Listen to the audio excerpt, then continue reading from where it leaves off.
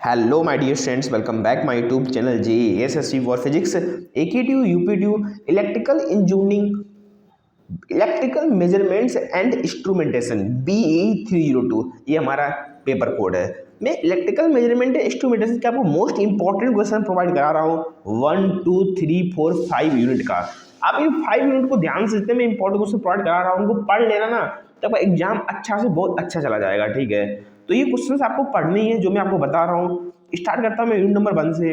अरे आप पहली बार हमारा वीडियो देख रहे हैं तो प्लीज़ चैनल को सब्सक्राइब कर लेना यार। सब्सक्राइब नहीं किए सब्सक्राइब कर लो, वीडियो को लाइक कर देना और अपने फ्रेंड सर्कल में शेयर कर देना यार, क्योंकि उनको भी इसका एडवांटेज मिले। ठीक है, बात करते हैं यूनिट नंबर 1 की। यूनिट नंबर 1 की मैं बात करता हूँ, नाम क्या है, इलेक्ट्रिकल मेजरमेंट्स। ठीक है, तो 2 मार्क्स के यहाँ से क्वेश्चन बनेंगे सेक्शन नंबर ए में। 2 क्वेश्चन बनेंगे, ये 4 क्वेश्चन मैं आपको बता रहा हूँ 2 मार्क्स में इंपॉर्टेंट क्वेश्चन है।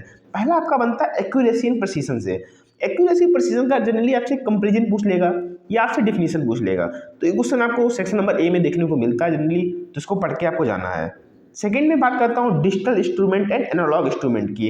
ये भी आपसे या फिर आपसे कंपेरिजन पूछ लेगा या आपसे डिफिनीशन पूछ लेगा इन लोगों की, तो सेक्शन नंबर ए में क्वेश्चन आपको मिलेगा। इसकी बाद में बात करता हूँ स्टैटिक एंड लिमिटिंग एरर का। ये भी आपके इंपॉर्टेंट क्वेश्चन है, एक न्यूमेरिकल भी बन जाता है छोटा सेक्शन नंबर ए में इस यूनिट से। Absolute error and relative error का ये भी आपको पढ़ के जाना है।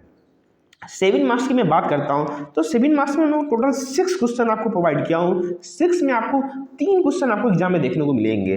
सेक्शन सी में आपको 2 क्वेश्चन मिलेंगे जिसमें आपको एक करना होगा। सेक्शन बी में आपको 1 क्वेश्चन मिलेगा, तो टोटल 3 क्वेश्चन आपको देखने को मिलेंगे 6 में। ठीक है, कौन कौन से क्वेश्चन आपको पढ़ने हैं, तो पहला क्वेश्चन एक बेसिक क्वेश्चन है। आपको इंस्ट्रूमेंट हुआ, उसके डिफिनीशन हुए, उसके टाइप हुए, एक बेसिक क्वेश्चन है, आपको पता होना चाहिए।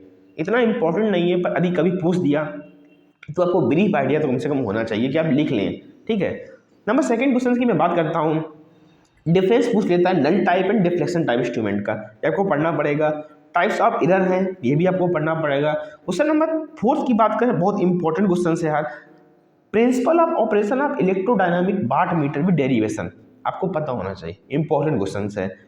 5th नंबर क्वेश्चन की बात करते हैं, different types of error in electrodynamic type watt meter, और यहाँ से न्यूमेरिकल भी बनता है। न्यूमेरिकल 100% आपको एग्जाम में देखने को मिलेगा एरर कैलकुलेशन से, तो इस न्यूमेरिकल की प्रैक्टिस करनी है। जितने भी एरर कैलकुलेशन के न्यूमेरिकल हैं आपको लगाने हैं कॉन्सेप्ट के साथ, जिससे आपको अरे कॉन्सेप्ट पता, न्यूमेरिकल कोई भी आ जाए आप एग्जाम में लगा लेंगे। आपको कॉन्सेप्ट पता होना चाहिए, मीन्स आपको मेथड पता होना चाहिए सॉल्विंग का। ठीक है, आपको 100% एग्जाम में देखने को मिलेगा। ठीक है, टोटल मैं 6 क्वेश्चन बताया हूँ, 6 में फिर से बोल रहा हूँ, 3 क्वेश्चन आपको यहाँ से एग्जाम में देखने को मिलेंगे, तो प्लीज़ आप इनको तैयार कर लेना। बहुत इंपॉर्टेंट से क्वेश्चन बनाए गए हैं, तो आप इनको प्लीज़ एक इंपॉर्टेंस देना, और जितने भी क्वेश्चन बताए उतने पढ़ के जाना और पेपर देखना यार, तो आपको लगेगा यार रियलिटी में यार सर के क्वेश्चन जो सर ने बताया है वो एग्जाम में आया है।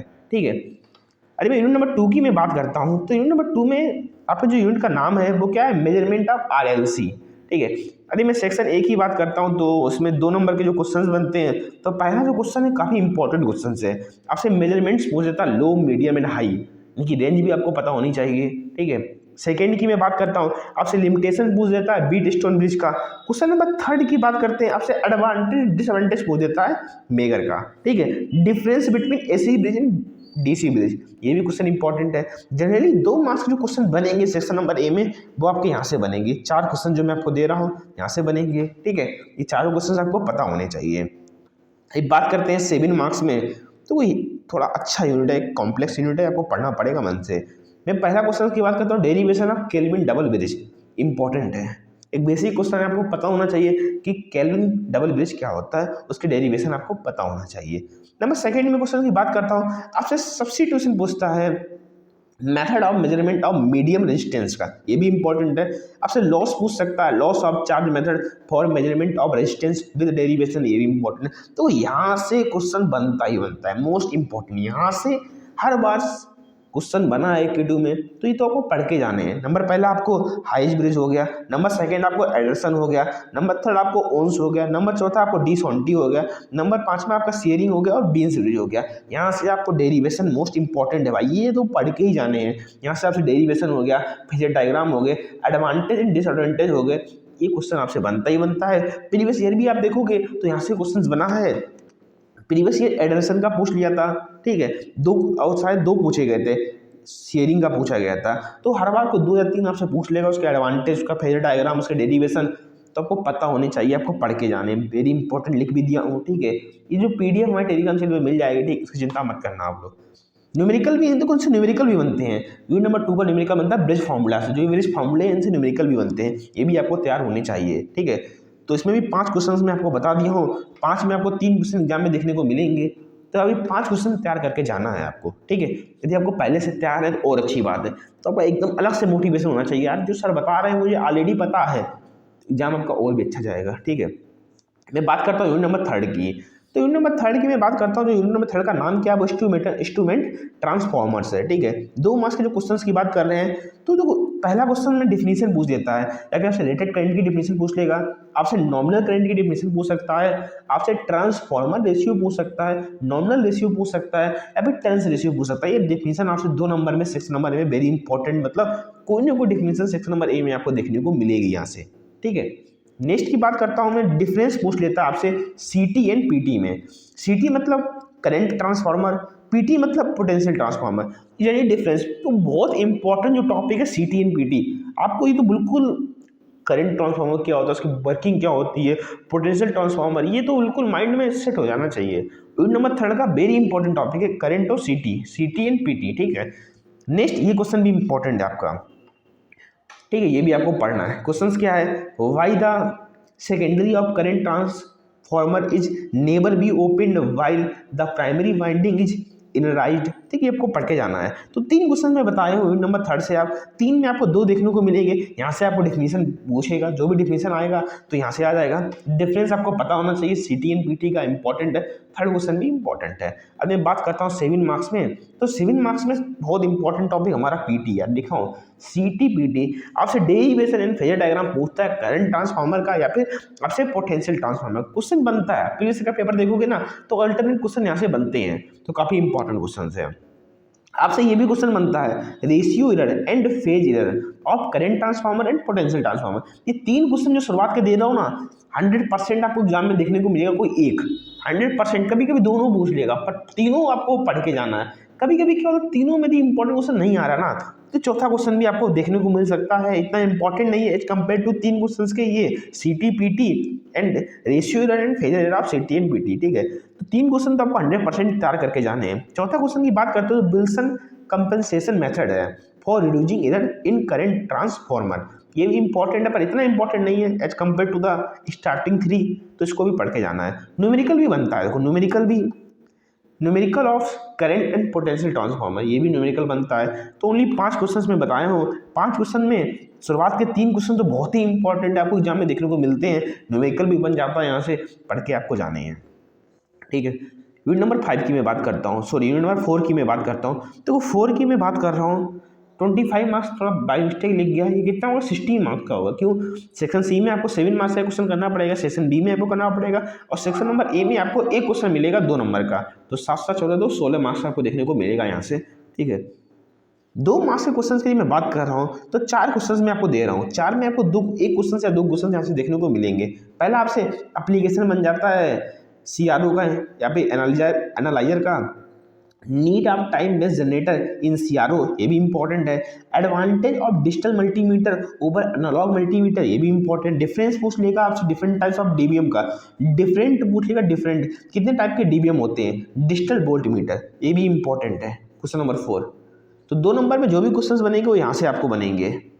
अरे 7 नंबर की मैं बात करता हूँ, तो यहाँ से 7 नंबर क्वेश्चन में से पहला जो है ना, वर्किंग पूछता है इलेक्ट्रॉनिक वाट मीटर की, उससे भी बहुत इंपॉर्टेंट क्वेश्चन आपका ये है, 100% कभी कभी एग्जाम में आपको देखने ही मिलता है ये, with the help of blood diagram electronic multimeter. यदि आपने इलेक्ट्रॉनिक मल्टीमीटर को समझ लिया ना, तो ये आप इलेक्ट्रॉनिक वाट मीटर को भी कर जाएंगे, और भी जितने भी होते हैं उनको भी आप इजिली वर्किंग डिफाइन कर पाओगे यदि आपने इलेक्ट्रॉनिक मल्टीमीटर को समझ लिया। तो इलेक्ट्रॉनिक मल्टीमीटर इंपॉर्टेंट है, जनरली एग्जामिनर आपसे ये पूछता है इलेक्ट्रॉनिक मल्टीमीटर, तो प्लीज़ इसका ब्लॉक डायग्राम सहित आपको पता होना चाहिए, ठीक है, इंपॉर्टेंट क्वेश्चन है ये। क्वेश्चन नंबर 3 की मैं बात करता हूँ, तो working of cathode ray oscilloscope, ये भी इंपॉर्टेंट क्वेश्चन बनता है यहाँ से। यूनिट नंबर 4 में 4th नंबर क्वेश्चन जो बनता है, working of wave and analyser for audio frequency range, ये भी आपका एक इंपॉर्टेंट क्वेश्चन है। With the help of block diagram explain करने को बोलता है digital volt meter, very very important, ये भी क्वेश्चन नंबर 5 भी इंपॉर्टेंट है। तो मैं आपको 5 क्वेश्चन बताया हूँ, टोटल शायद 5 ही क्वेश्चन है इसमें, हाँ 5 ही क्वेश्चन है। तो ये 5 क्वेश्चन तैयार कर लेना, 3 क्वेश्चन आपको एग्जाम में देखने को मिलेंगे, ठीक है, पांचों आपके बहुत इंपॉर्टेंट क्वेश्चन है। आज मैं बात करता हूँ यूनिट नंबर 5 की। तो यूनिट नंबर 5 में इंस्ट्रूमेंटेशन है, ठीक है।